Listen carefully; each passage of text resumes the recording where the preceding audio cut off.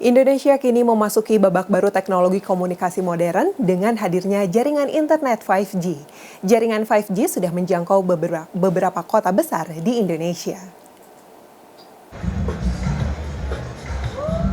Jaringan internet 5G diresmikan di tanah air sejak Kamis 27 Mei lalu.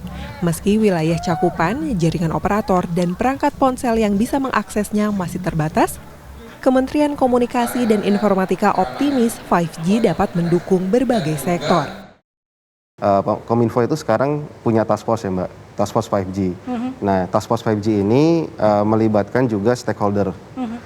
Ini bisa dilihat, arah roadmap ini dilihat dari stakeholder yang dilibatkan. Jadi kita juga melibatkan praktisi, akademisi, dan juga para vendor.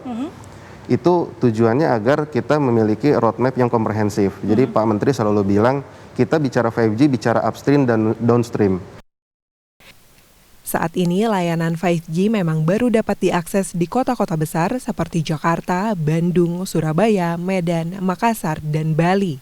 Sekretaris Jenderal Asosiasi Penyelenggara Telekomunikasi Seluruh Indonesia atau ATSI, Marwan Oba Asir mengatakan, untuk dapat mengakses jaringan 5G, suatu wilayah memerlukan jaringan serat optik yang saat ini ketersediaannya masih terbatas.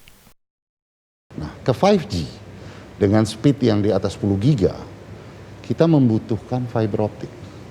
Jadi fiber optik itu harus. Kalau enggak, nanti 5G rasanya 4G. Ya kan? Karena transportnya kurang gitu ya. Jadi itu yang sangat dibutuhkan. Nah, pertanyaan Mbak tadi, ya kan? Kenapa harus berada di kota besar? Karena yang tersedia fiber optik masih banyak di kota besar. Menanggapi hal tersebut, Direktur Eksekutif Indonesia ICT Institute Heru Sutadi menjelaskan, saat ini pemerintah masih perlu memperbaiki kendala tersebut selain pemerataan jaringan operator.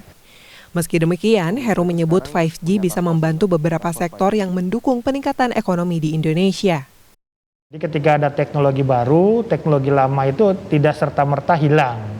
Jadi katakanlah ketika kita masuk ke 4G kemarin, itu biasanya masuk di kota-kota besar, suka atau tidak suka seperti itu. Artinya ketika misalnya 4G masuk Jakarta, 3G-nya itu kemudian dipindah nih sama Pak Mauran dan teman-teman di tempat-tempat yang mungkin masih 2G gitu ya. Di era penggunaan 5G ini diharapkan teknologi semakin berkembang juga mendukung kegiatan yang produktif untuk membangkitkan ekonomi Indonesia. Selain itu, juga diharapkan dapat memberikan perubahan positif di segala sektor dengan penggunaan yang tepat dan bijak. Tim Liputan CNN Indonesia.